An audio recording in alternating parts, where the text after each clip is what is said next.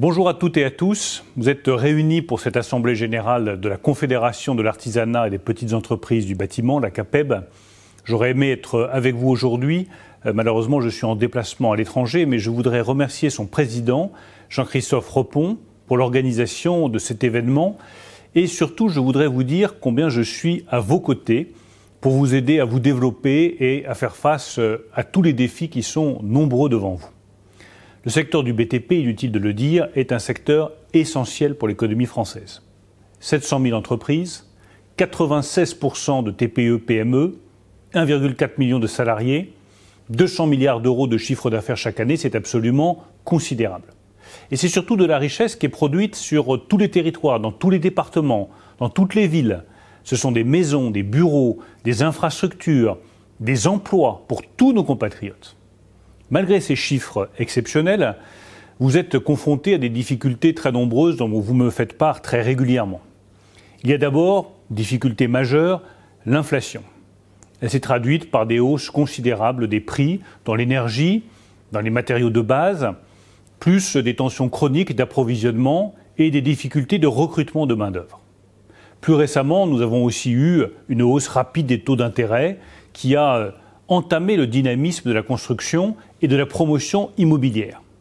Je mesure donc votre inquiétude, mais je veux que vous sachiez que nous sommes présents pour que nous trouvions ensemble, comme nous l'avons toujours fait depuis 6 ans, des solutions efficaces, concrètes, pragmatiques. J'ai lancé en juin dernier, à votre demande, les assises du BTP. Ces assises sont devenues, et c'était une excellente proposition, un outil de dialogue, un outil de proposition, avec 13 mesures à la clé pour soutenir et simplifier la vie de vos entreprises. J'ai par exemple confié à l'INSEE le calcul et la publication d'indices de coûts de production des matériaux de construction. Et je pense que c'est un outil efficace pour mesurer l'augmentation des prix. Je constate malheureusement que les industriels que nous avions identifiés pour envoyer volontairement leurs données chiffrées n'ont à ce stade pas joué le jeu malgré nos garanties et malgré nos relances.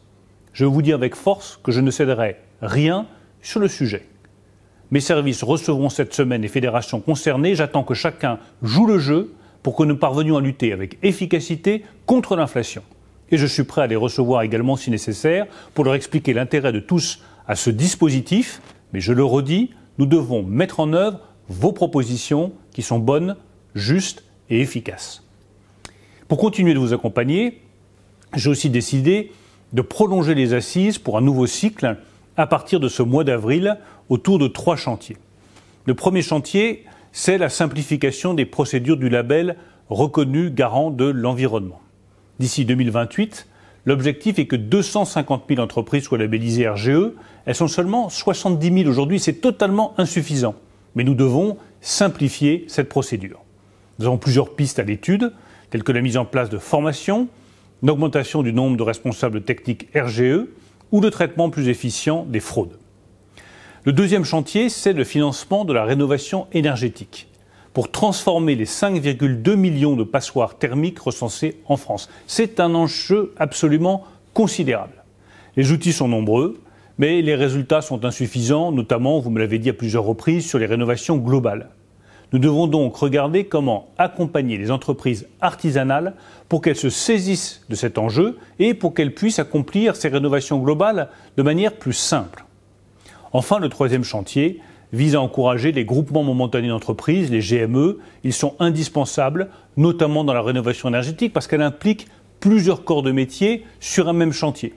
Là encore, j'ai demandé à mes services de réfléchir à la façon de mieux faire connaître cette disposition dans les marchés publics comme dans les marchés privés.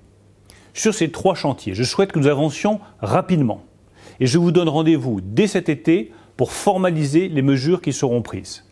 D'ici là, je souhaite que vous participiez activement aux réunions qui auront lieu au ministère de l'économie et des finances pour que nous puissions étudier de manière la plus pragmatique possible ces propositions et que nous fassions œuvre utile tous ensemble comme nous l'avons fait depuis de nombreuses années. Merci à toutes et à tous et je vous souhaite une excellente réunion.